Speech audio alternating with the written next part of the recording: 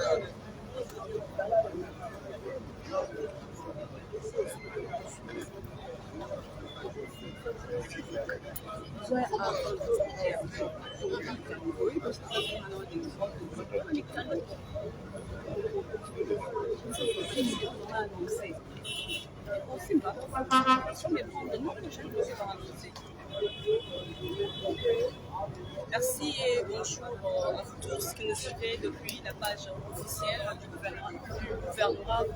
ville-province de Kinshasa. Voilà, nous avons commencé avec cette opération de poing. Depuis le district de la Tchangou, nous sommes allés à Funa, nous étions à UPN, nous étions à Magasin, nous sommes passés par les avions de Juilerie, et après nous étions à Poindaba, et récemment nous sommes allés à Bandalunga Moula. Voilà, aujourd'hui nous sommes lundi 12 février, nous sommes dans la commune de Lemba. Et aujourd'hui, nous allons faire Lemba et ses environs. Vous voyez, nous sommes déjà ici la route bypass. Sous la route bypass, bandeko bana Kinshasa fidèle abonné na biso nde bozomona mosala kobuka esi ebandi. Lopango oyo toye ezali batongi likolo ya caniveau. Donc atongi likolo ya caniveau tomeli kosolola mwa moke na bakolo lopango balobi te baza na mikanda na bango ya lupangu baza na mikanda ya lupangu me ya kosomba mpe mpona kotonga likolo ya caniveau bazwaki totongi bourgmestre badocument baza koyeba yango te ondire batekelaka bango epai ya nani toyebi te mais en attendant to examinaka l'état examine bamikanda na ye oyo l'état azali kosala nanu azali korécupere oyo eza nanu parti na ye lupangu na ye l'état akosimba te oyo eza na kati ya mikanda mais oyo ezali ya l'état kotonga likolo ya caniveau mai bisika esengelaki eleka biso toza korécupere yango totika nanu nzela ya mai eleka malamu. L'État akoki koavertir yo te soki osali mbeba l'État akoya asala mosala na ye arécupere oyo ezali ya ye. Ebongo wana tozali bozomona bino moko bozomona baimage ndenge tolakisa bino bozomona à travers baimage eza likolo ya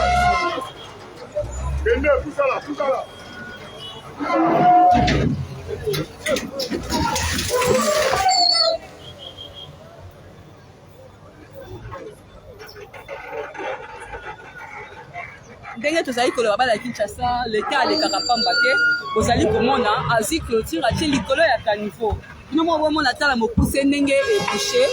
emeki kobouche bisika oyo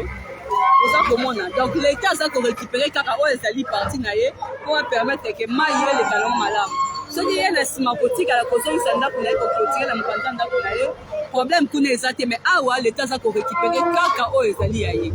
Et bongo bayingo bakitasa na tiki bino bolanda vraiment la boke mosala kosala mais bandeko bazolanda biso boyeba toza na lemba toza na sous-région et oyo nyonso aza na sous-région soki oza connecté oyebi ke oza na balabala ya l'État ere yango oyo benga bandeko na yo boutique na yo magasin nini benga bandeko bokongola bolongola biloko na bino mpo l'État aza kobuka aza korécupere oyo ezali ya ye balabala mpo bato baleka malamu likolo ya bakaniveau mpo mai eleka malamu to évite bainondation oyo ezali koboka bato.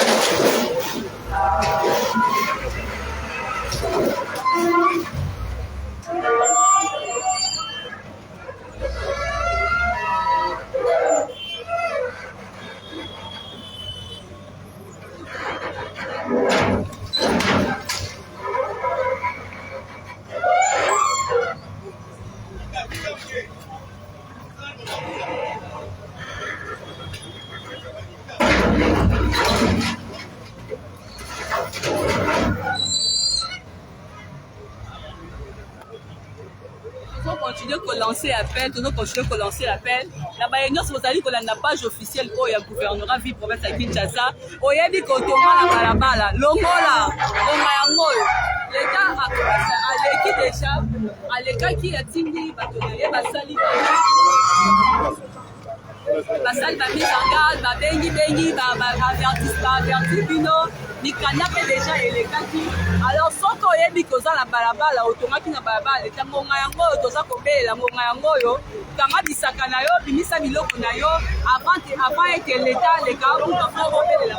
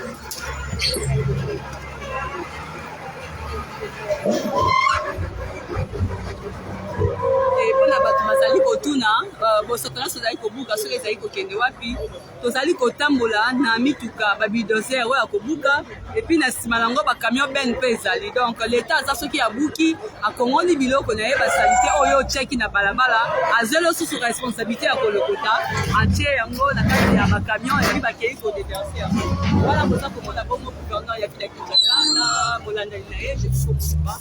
bazali bango moko chez eux ya supervision ya kosala oyo ezali kosala ntongo midi pokwa ozomona bakonzi yango bakinshasa bazokoma ntongo mpona kosala mosala oyo nyonso ezali mpona kopermettre population ye wana mokoni azalaki averti nayebisaki ye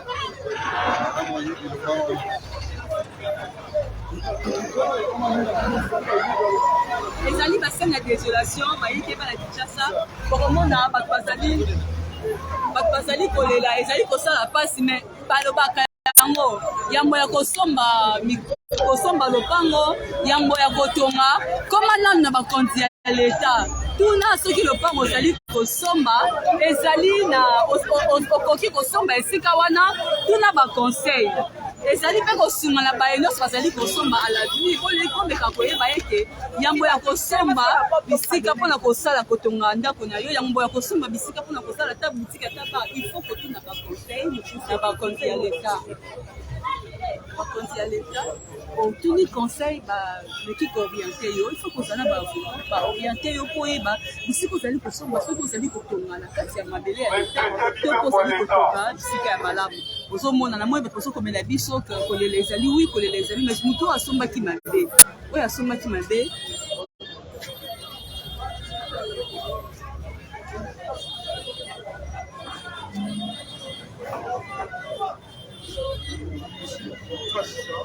merci à ceux qui nous écrivent, merci à tous ceux qui nous soutiennent, merci pour vos encouragements.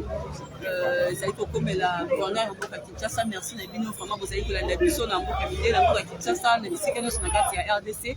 topesi bino matondi mingi na ndenge bozosoutenir action oyo mpe bozali kocomprendre. Merci mpe mpo bato mibeko namonaki mokolo euti koleka bato mibeko bayaki mpe na baarticle batiaki mpona koexplike na bato bazali kocomprendre opération oyo te ke ezali na kati ya mibeko ya leta okoki kotonga na balabala ya leta te. Merci Valérie Chabani, okoki kotonga na balabala ya leta te okoki kosala kotia bar na yo to nini likolo ya bakanivo te oyo ezali kopermettre mai eleka na nzela na yango ekende kosala nzela nango olekesa bainondation mpe ebuka bato.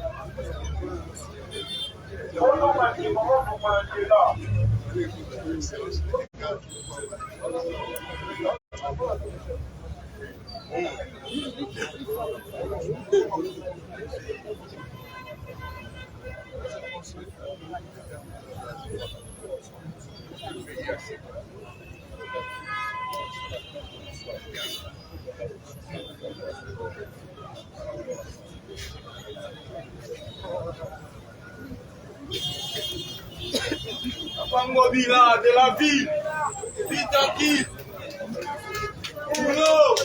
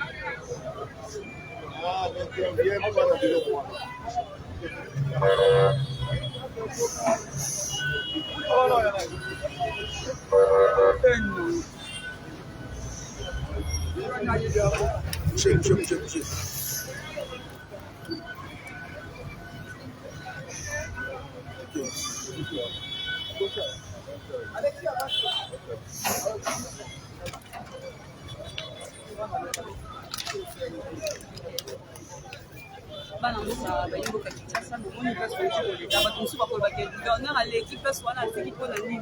otali espace oyo ezali entre lopango ya moto na makadam to mpe na bakaniveau entre babar na bango ezali vraiment plus de 10 mètres barespecte espace na bango malamu mais oyo sikoyo USP unité spéciale ya environnement ekosala eza kosele bango parce que bopeto place wana eza te barespecte na bango tobuki bango te mais salite eleki tozomona bosoto ya nyonso bazosala ya koteka baplastique nyonso na bango bosoto etondi na balabala bazobongisa entretien eza te eloko bakokanga bango jusqu'à ce basali bopeto batie propreté liboso ya bisika bango ya koteka ndenge toyei kofungola epuis bapesi bango balobaka nini baavertir bango soki nsima soki bosoto eza kocontinue bakokanga bango ebongo parce que tokomi toza toujours na balabala ya sur région awa bisika tokomi nayebi te bayike soki bozali komona nayebi te bayike soki bozali komona bino moko botala bosoto oyo esali bisika oyo botala likolo nango moto ndenge atongi